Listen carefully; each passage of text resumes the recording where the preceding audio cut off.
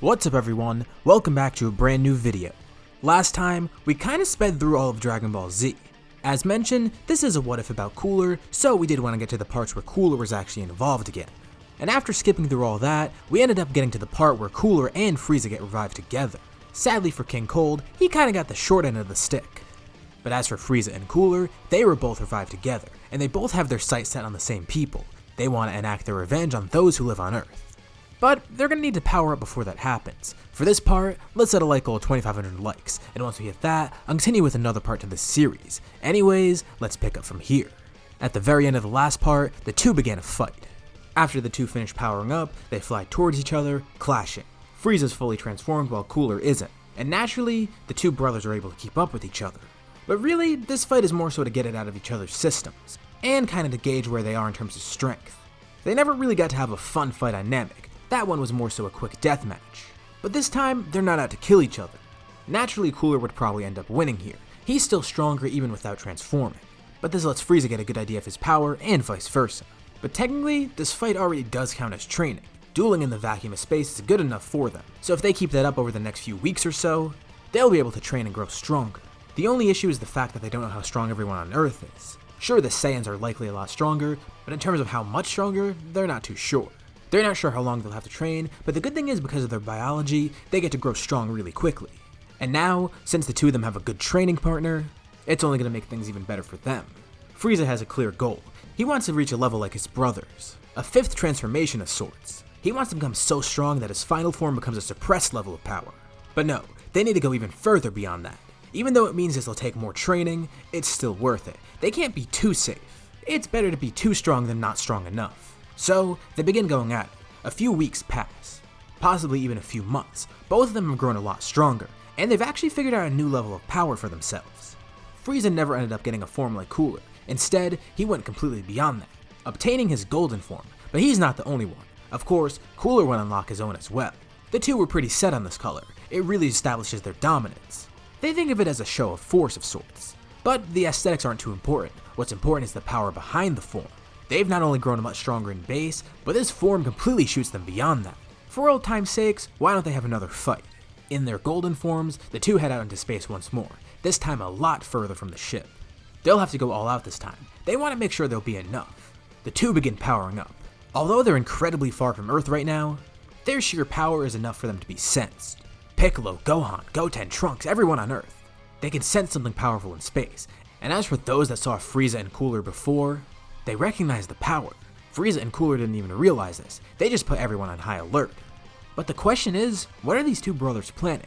They definitely feel a lot stronger, but they don't seem to be near Earth at all.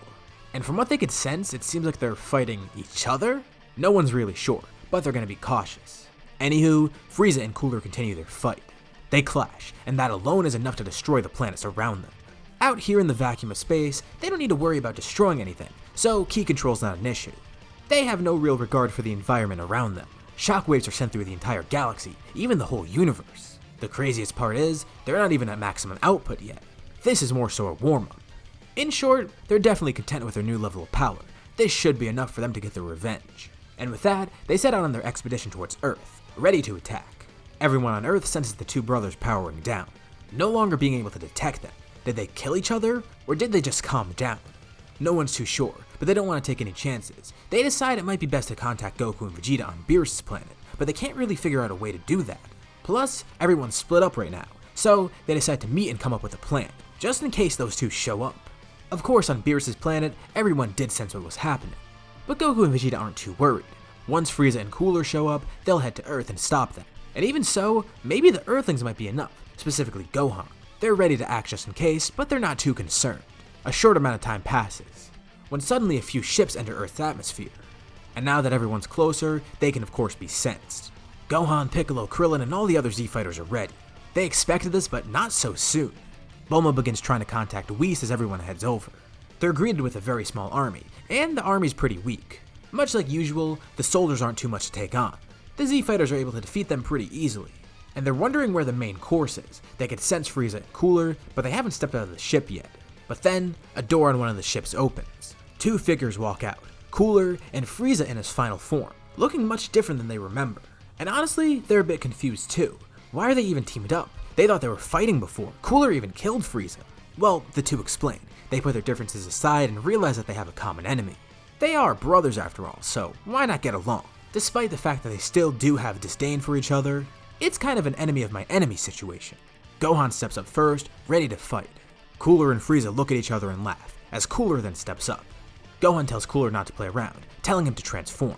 This Saiyan definitely seems very confident, so Cooler plays along with it. He goes into his final form, and surprisingly, Gohan doesn't seem too concerned about it. Well, just as he expected though. It's only natural that some of the Earthlings got stronger. His final form might not cut it anymore, but it's a good thing that this isn't his true final form. He and Gohan begin fighting. Gohan's actually holding back here, and he's more than enough to face final form Cooler. Frieza watches on, confused, but also a bit interested. These monkeys definitely did get a bit stronger. They would have never been able to take on Cooler in this form before. And while Cooler fights Gohan, the rest of the humans and Piccolo end up fighting Frieza. After the humans train with King Kai, they are a lot stronger. And with a combined effort from all the Z fighters, it is enough to hold him off, even in his final form. Okay, so they've obviously had their fun, and they've been able to gauge the power of everyone on Earth. As they expected, their final form still wasn't enough, so they'll have to go beyond that into their new golden form. The two draw back from the fight, and they begin powering up. A golden aura coats them, almost as if their entire body hardens and turns into literal gold. In terms of their body shape, they don't look too different, but the new golden shine that they have is a clear giveaway that they've transformed. Of course, everyone can sense the power too. It's amazing, but at the same time terrifying. They know this power will be used for bad. They're still waiting for Goku and Vegeta to arrive. By now, Whis would have gotten the message, but they can't teleport here. They have to take a ride with Whis, which is going to take a few minutes. Until then, they're going to have to try and fight off these two brothers. Gohan immediately goes for Frieza, and with Ultimate at full power, he actually probably would overpower Frieza at this point. But that's the thing. He overpowers Frieza and only Frieza. There's two people there that he's facing, not just one. He could also probably take on Cooler alone, but since there's two of them there, that's not going to happen. And that's why it's a great idea that they teamed up. Had they not, Gohan would have essentially screwed them over right from the get-go. He and the Z-Fighters go into full defensive mode. Right now they know they can't win, so they'll just have to buy time. But surprisingly, Gohan's able to notice some flaws. Despite them being a lot more powerful, it seems that they're having a tough time controlling their power. After a couple minutes of using their maximum power, both Frieza and Cooler seem a little tired out. Not very tired, but it seems like they have strained themselves a bit. They'll just have to stall Frieza and Cooler until Goku and Vegeta get here, and those two will definitely be enough. By then, their stamina would have worn out quite a bit more, and not to mention, their power will be very helpful obviously. The two are still split up now, but Frieza eventually realizes. Gohan's gotten a lot more defensive. Rather than focusing on attacking Frieza and Cooler, he's defending himself, as are everyone else. Frieza puts two and two together and realizes that they're stalling for time.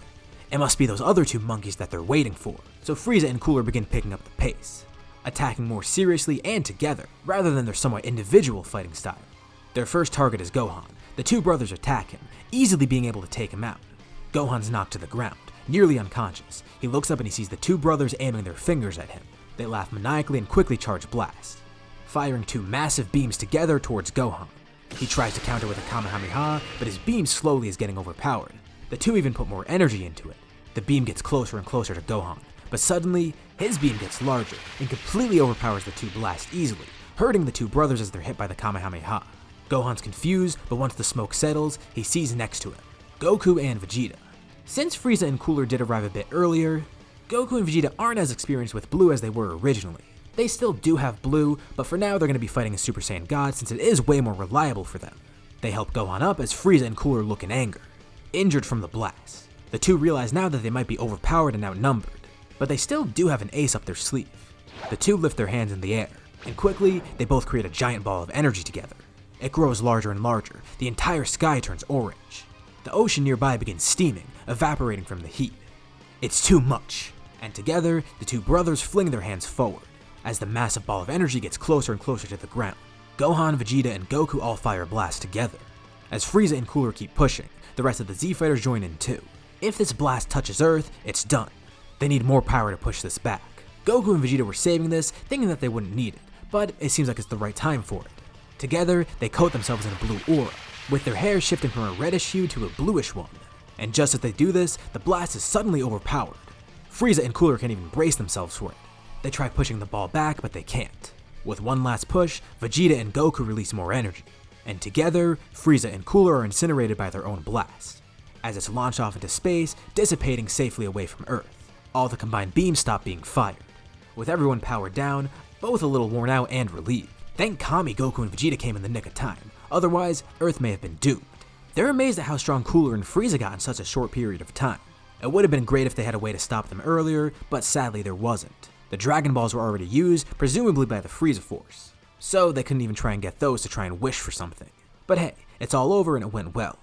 And that's really all that matters for now. So, as I mentioned in the last part, this what if is about Cooler, and I do want to keep it that way. And since he died again, we're going to skip through the next few arcs, but the series doesn't end here. I'm sure you know what I'm hinting at, but we'll save that for the end of this video. It is a bit important to cover the next 2 arcs, but we're going to speed through them kinda. Next up, there would definitely be the Universe 6 tournament. And in terms of the tournament, things would probably go relatively normal. An obvious difference would be Gohan would be there instead of Boo, because there is no Boo. With Ultimate, he's a lot stronger in this scenario, and he has been training. Pretty much on the level of Goku and Vegeta, so he's an incredibly important addition to the team. Other than that, the rest of the team stays the same. Goku, Vegeta, Piccolo, and yes, even Monaka.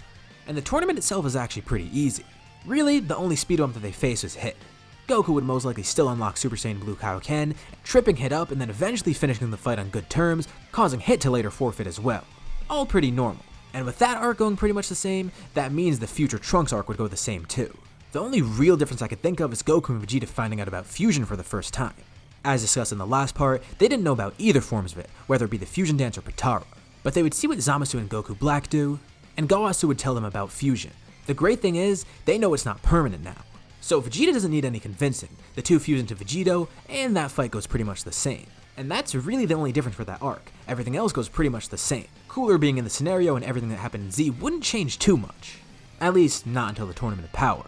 This would naturally come up in conversation later on, as Zeno decides he wants to try it out after seeing the Universe 6 tournament. And now, Goku's tasked with finding 10 people for his universe to fight. Okay, so there's some pretty big changes here. For one, the humans are stronger, so Yamcha actually gets to be on the team. This also means Krillin and Tenshinhan will be very useful. Sadly, Roshi's probably most likely at the same strength. But hey, he got onto the team in the first place, so he's here again. That's great to know that Yamcha's on, but there's 2 people that they're going to be missing. The androids won't be in the tournament, due to what happened to them. Obviously they can't be considered because they're not even alive here. Okay, so while they did get an additional member, they also lost another. This would mean they're short by 2 people. They considered putting Goten and Trunks in, but obviously they're not too keen on that idea. In comparison to everyone else, they're not necessarily too strong, and they lack a lot of experience. As a last resort, they could put those 2 in the team, but Goku then gets an idea. Why not revive someone to help? What is he talking about? Well, they have 2 perfectly good fighters that they can recruit, 2 people that are strong and experienced, although they have a bad kind of experience. They don't know what Goku's referring to, but then he says it. He's considering recruiting Frieza and Cooler. They think he's insane, but he's able to talk them into it. Worst case scenario, Beerus can just erase them if they act up, and they'll just put Goten and Trunks on there. He begs everyone to recruit them. It's at least worth a shot. They are powerful and they could be a really big help. It takes some convincing, but eventually, everyone agrees. They don't really have any other choice, and Goku's very stubborn about it. Baba's also pretty wary, but she allows it. And Goku ends up going to hell, literally, but just for a visit. He ends up in a really odd place, the personal hell for Frieza, Cooler, and King Cold, although this time, they're all split up so they can't argue with each other. Goku frees Frieza and Cooler from their cocoons. I can't believe I nailed that tongue twister. King Cold gets excited. Is he finally going to be freed too? It seems like his sons are getting revived again. Maybe this will be his chance to escape hell. But then out of nowhere, Goku just leaves with Cooler and Frieza. They don't even look towards him. King Cold patiently waits until he realizes, yeah, he's going to be stuck here again. This guy can just not catch a break. He screams, but no one's there to hear him. Damn, that's kind of messed up. Anywho, after Frieza, Cooler, and Goku all fight each other, they arrive back in the living world bruised and beaten. And of course there would be an assassination attempt on both Frieza and Cooler, but with a lot of brutality, they're easily able to stop this, even nearly killing Goku in the process. But Goku's intrigued. These 2 definitely seem stronger, even though they didn't really get to train in Hell. They've trained their minds instead. And just as Frieza has, both of them have unlocked the true golden form. Essentially the same thing, except this time, they actually have control over the stamina it uses. There's more to training than just training your body. And you know what? Before the tournament, Goku kinda wants to test this power. He's not even sure if he could fight both of them at once. He made it to do this one-on-one. He proposes they offer for a fight, and they're interested as well. Maybe it'll help them get some bad things out of their system. Beating up Goku could be good for them mentally. Goku's pumped up, and the 2 give him an evil grin. Baba and the Ghost Huster hide, terrified of what's about to happen, with Beerus and Whis even arriving to watch what's going on. As they prepare to fight, this is where we'll leave off for now. So, what did you guys think about this part? How do you think the fight will go, and how do you think the Tournament of Power will go? What'll happen next? Leave all your thoughts and suggestions in the comments below. I'll be sure to check them out to see what you guys think. As always, if you liked the video, be sure to drop a like, and let's try to hit that like goal from the beginning of the video. If you haven't already, why not subscribe? As well as hitting the bell icon to get notified about any future parts of this What If, or any other videos that I upload on my channel. Thank you all for watching, and I'll see you all in the next video.